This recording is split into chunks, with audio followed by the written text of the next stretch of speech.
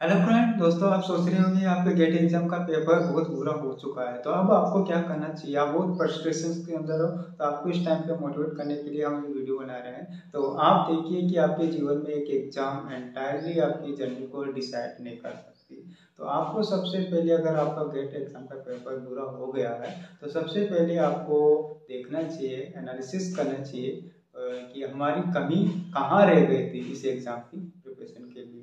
आपसे अच्छा इस पेपर का एनालिसिस और आपकी कमियां थी वो और कोई नहीं आइडेंटिफाई कर सकते हैं। तो पहले आपको वो चीज़ को आपको सबसे पहले आइडेंटिफाई करना चाहिए।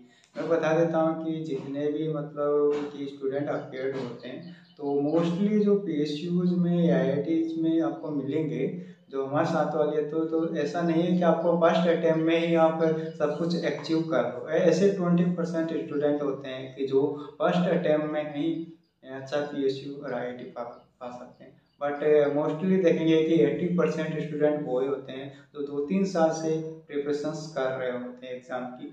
और आज के टाइम पे कंपटीशन जोन एक बहुत ही ज़्यादा बढ़ चुका है। तो आपको compete करने के लिए तो आपको टाइम लग सकता है। तो आप डिमोटिवेट नहीं रहे।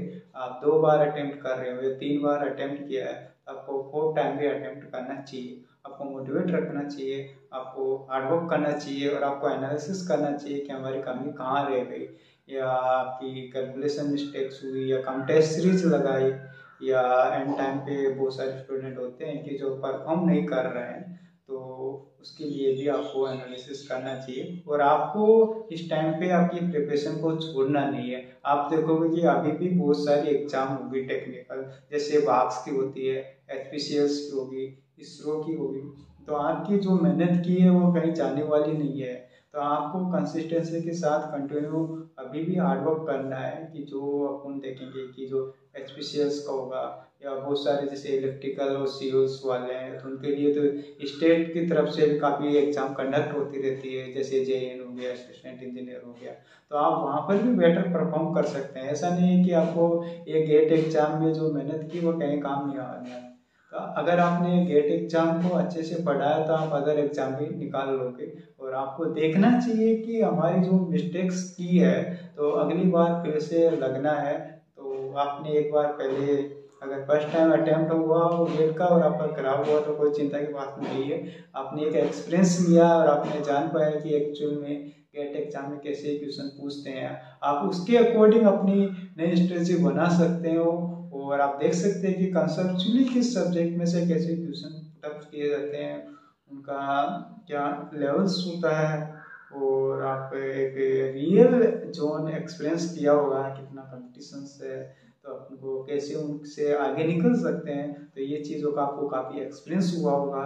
तो आप नेक्स्ट टाइम पे दोगे तो आपका फर्दर इम्प्रूवमेंट होगा ही, डेफिनेटली इम्प्रूवमेंट होता ही है। तो आप इतना अब अगर एक बार दे चुके हैं तो आपको इतना एफर्ट नहीं लगाना पड़ेगा। आपको आप क्या करना होगा, सिंपली प्रीवियस ईयर क्वेश्चन और टेस्ट सीरीज और प्रैक्टिस करना है। और आपको देखना है कि आपकी कहाँ कमियाँ रह गई हैं, उस चीज़ों को प्रॉपर एनालिसिस कीजिए।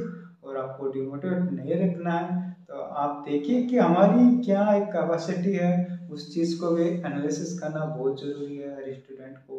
और आपने देखिए कि अपना क्या फर्दर ऑप्शंस हो रहा है। तो आपको टेक्निकली अगर आपको जाना है तो ये गेट एग्ज़ाम बेटर होगी आपके लिए। और अगर आप गेट एग्ज़ाम की प्रिपरेशन करते हो, तो अदर एग्ज़ाम टेक्निकल की ऑलरेडी प्रिपरेशन हो जाती है। और अदर एग्ज़ाम होता है उनका थोड़ा क्वेश्चंस का लेवल इतना हाई न्यूमेरिकल टाइप्स का नहीं होता है। तो वहाँ पर आपको एक बेटर एक्सपीरियंस और एक सही अप्रोच मिलेगी। वहाँ पर एक एडवांटेज होगा अगर आपने गेट एग्ज़ाम दिया है। अगर आपका बुरा हो गया तो ठीक है, चिंता की बात नहीं है। एक बार फिर से फुल ताकत के साथ, फुल एफर्ट के साथ आपको एग्जाम को देना चाहिए। तो आप हमारे चैनल पे नए हो तो चैनल को सब्सक्राइब कीजिए और वीडियो को लाइक कीजिए। फर्दर हम आपको मोटिवेशन से रिलेवेंट गाइडेंस प्रोवाइड करते रहेंगे।